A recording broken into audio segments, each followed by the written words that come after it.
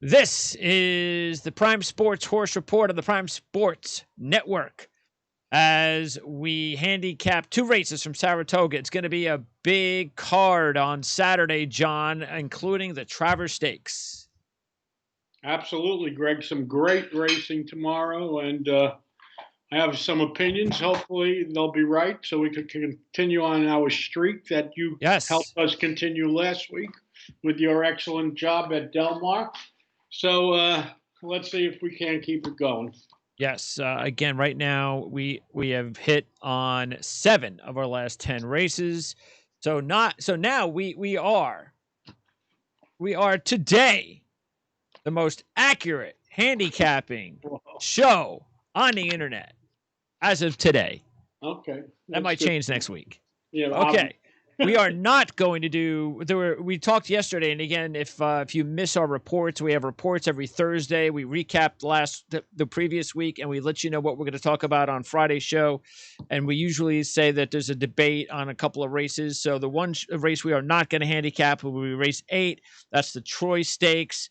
And this was a race. To tell you the truth, I mean, there's one horse in the entire race I like, and that's it. I'm hoping this horse is going to go off at 5-1. That's Chewing Gum. no shot of going off at 5-1. I love that horse. Oh, you Also, do, yeah, right. It just, I mean, it looks like the best horse easily in the field, bargain wise. yeah. I listen. If you get 9-2, run to the window. Yeah. All right. Don't So run. that's the race we're not going to do. Let's start with the first race. By the way, you just did it. That's okay. That's a little bonus. Okay. That's called the cherry on top. All right, let's go with race 7. That is going to be, and we have 2 Grade 1 races from Saratoga. This is the first one. It's a Breeders' Cup Challenge race. 7 furlongs for fillies and mares. Keep that in mind. The number 1, we hinted towards this yesterday, Serengeti Empress, a 5-2 shot coming off back-to-back 15s. And I can only imagine she's a 5-2 shot because she won the Kentucky Oaks last year. Well, she also has a name. She's a somewhat of a recognizable name. She has won some big races in the past, and her trainer is a high-profile guy, especially in Louisiana. And the only plus that I can give you about this horse is last year at Saratoga, in a 7 furlong race, she ran that 7. 7, yes, it's a test So stakes. if she decides to run that 7 tomorrow, obviously she'll be tough. However, reading her sheet line, it looks like she's gotten worse since that race. Yeah. This year, she hasn't run a single digit yet. Not only that, she's 5-2, and she has the rail going 7 furlongs, which is not the best place to be. So for those reasons, the fact that she's not the same horse, I don't think, and I guess you agree with me, Yes. that she was last year, that makes her a play against here. Can she win? Of course she could win, but we look for value. We don't want to give out favorites on this show, and there's no value in using number 1, Serengeti Empress. Yeah, unlike the Travers,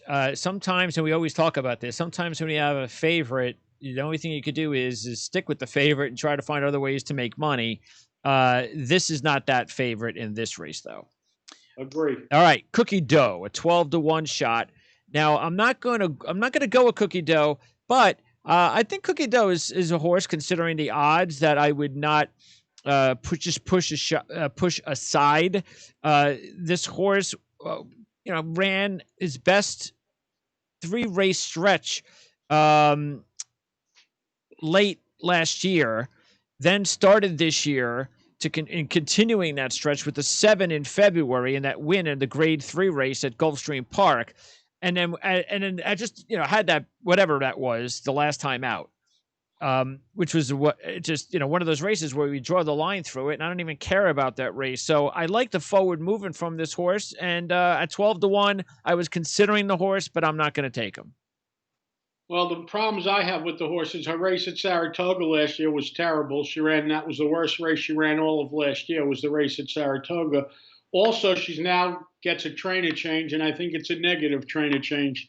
She goes from a high-profile Safi Joseph to Juan Alvarado. Take nothing away from Juan Alvarado, but he's not Safi Joseph. So for that reason, I'm dismissing her. But again, you're right. On occasion, she'll pop with a number. that has a chance here, but I don't think it's coming tomorrow. Yeah, I don't see Victim of Love either, a 15-1 shot. The good thing is the last race was the best race, running a 9 in the Grade 3 win. Yeah, but she doesn't have time from that race. That race was run on a wet track as well. And the only good thing about her is she's 15-1. All right, now the 4 is one of the co-favorites at 9-5, and another favorite that I am going to say no thank you.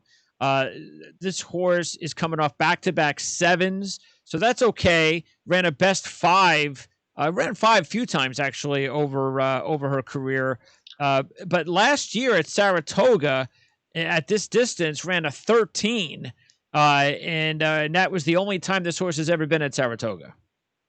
That's true. The problem I have with this horse is that all of her races outside Southern California are not good. Okay. We go back to her 2-year-old campaign. The worst race of the year was at Churchill Downs.